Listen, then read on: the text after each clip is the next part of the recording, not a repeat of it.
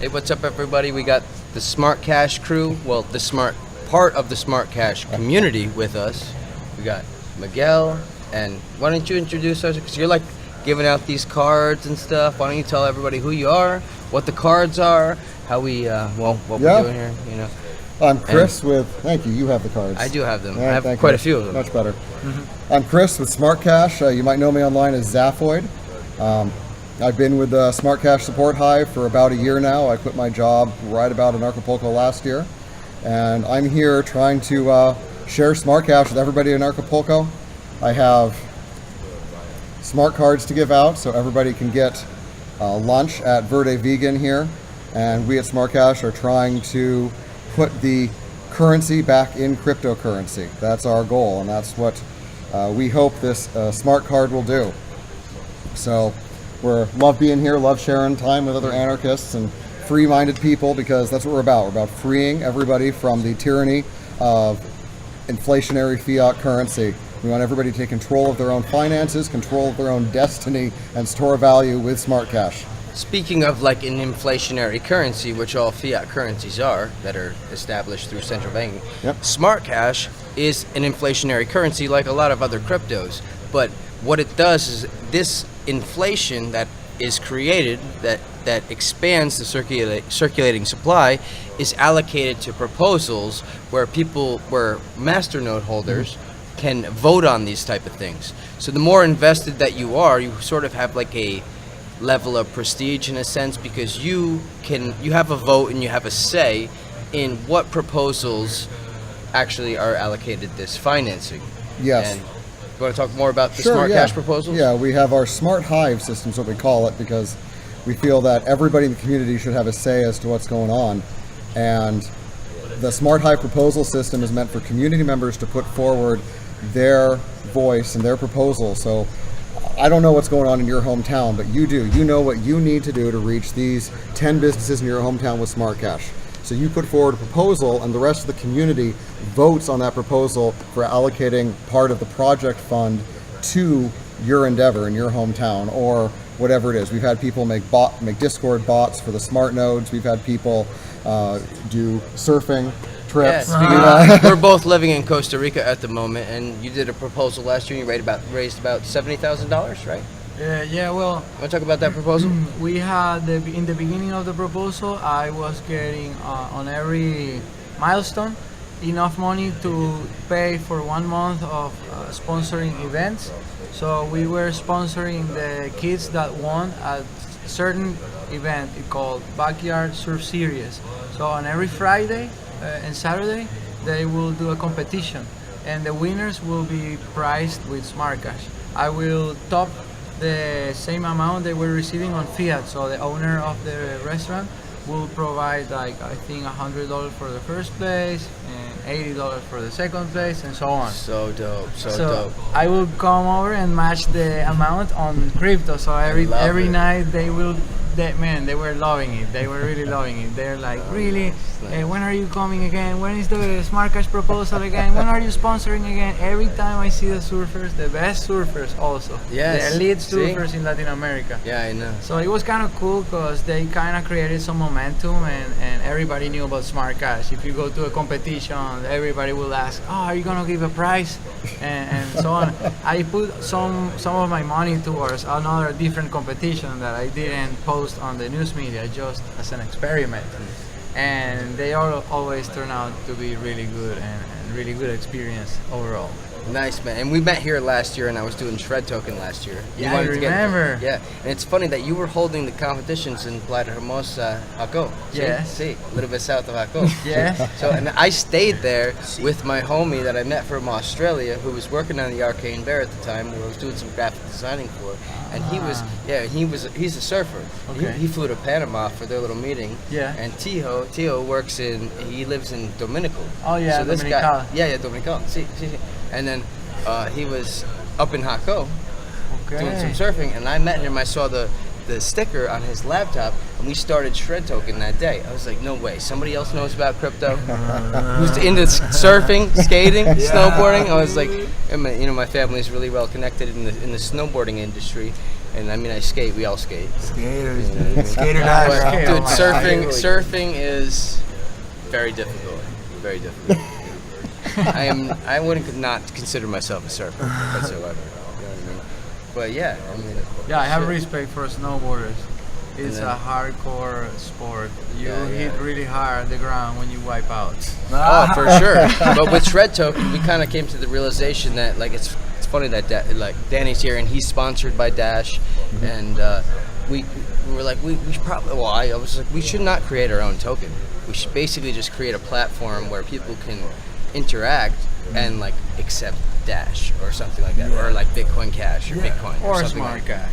or Smart Cash, of course. Sitting right here, man.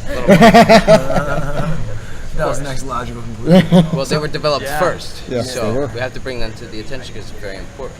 So, what's the difference between Bitcoin and Smart Cash? Why don't you tell people why Smart Cash over Bitcoin? Well, right now, Bitcoin can handle about 7 transactions per second, and Smart Cash can handle about 300. We feel like the Bitcoin development is somewhat stagnated and focused on second layer solutions, and Not a fan. I'm not a huge fan of the Lightning fan. Network and where that is likely to lead Bitcoin. We're focused on on-chain scaling and creating actual on-chain solutions to the in-person payment problem. And nobody else has this. Nobody else has a way that you can spend your crypto in person securely without having your phone on you. I mean, right before I ordered my lunch today at Verde Vegan, the guy before me was buying something with Bitcoin Cash. Oh, And he's taking forever.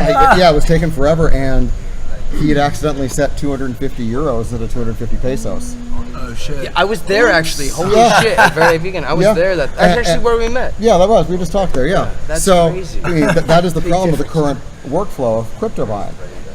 But with a smart card, there's no issue, no concern about that. It's just the same workflow your grandma's like used to that. with her debit card. I mean, because like I live off of crypto. I've been Yeah. doing this for several years, and I need internet.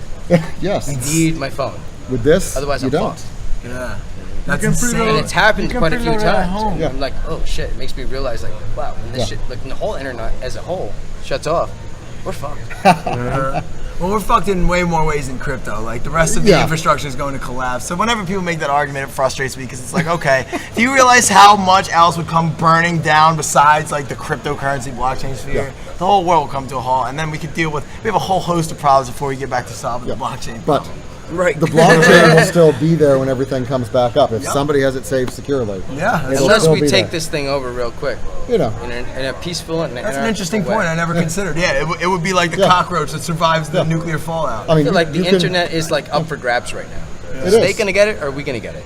Well, that's what this crypto thing's about. That's why we need to have good, solid payment solutions. That's why we're working in areas like Costa Rica, Brazil, Venezuela, where we can build a payment solution that is working and functioning down there before the Goldman Sachs Fed coin comes out. So we can have our own cryptocurrency, free market money that works when they come out with their centralized scam coin.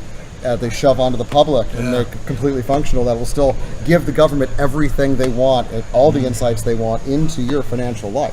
Yeah. So we want to have this here so that we have a good, solid, free market option and good reasons to choose it over the Fed coin. Yes. And then when the next collapse happens and they're looking for alternatives and looking for solutions, we'll be there with something proven and tested in Brazil, in Costa Rica, In Venezuela. in Venezuela. So now in America, there's something ready to go. It's exciting stuff. So how's the use case in Venezuela? Like, Miguel, why did you get into crypto? Did it have anything to do with what you were dealing with from a political standpoint? Yeah, for sure. It doesn't have to be about that. It's more like we were trying to dodge some fees because, yeah, like 5 years ago or 6 years ago, well, my dad was still alive and taking care of the family. Yeah. He will get, I don't know, his pension, or I don't know where money he was getting from Europe. So he had it on his bank account in Santander or whatever account in Spain.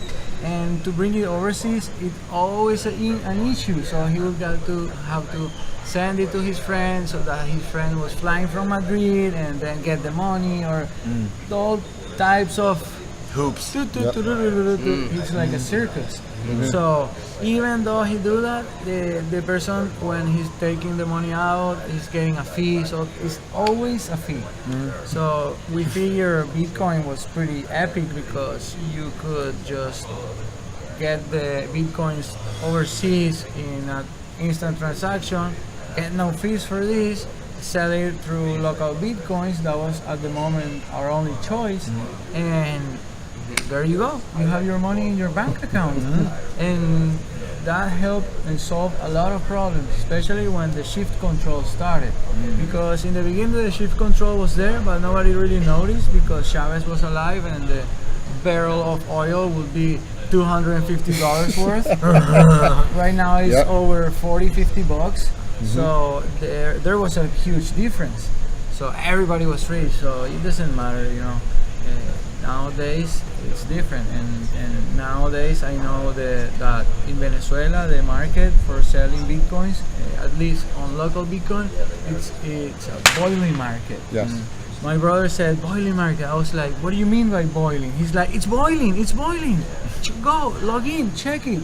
And then I log in, check, and the ads wouldn't stop coming, like like non-stop, and then slows down, and then again.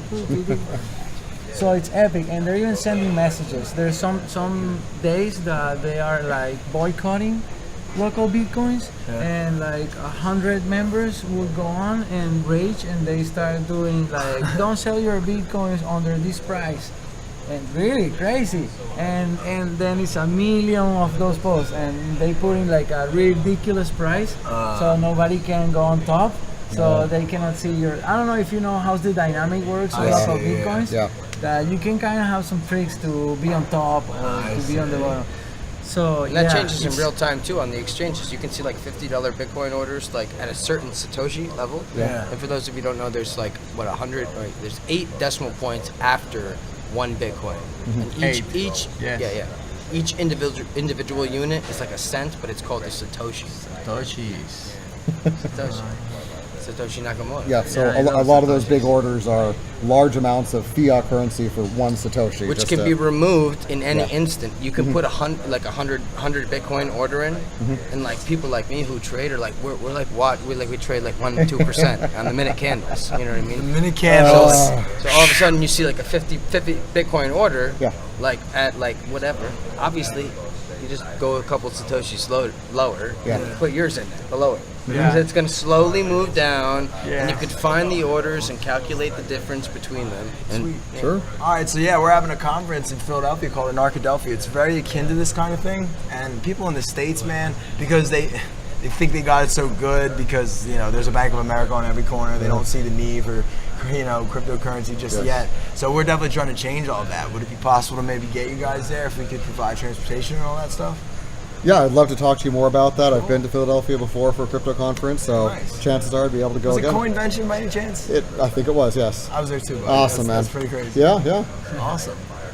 Sweet. Well, hey guys, check out Smart Cash. If you got any cool ideas or any proposals and stuff like that, they have a proposal system. Get with it and figure out how to, you know, liberate yourself from central banks, man, because that shit sucks. It's corny as fuck. Yeah. It is. Totally. Simple as that.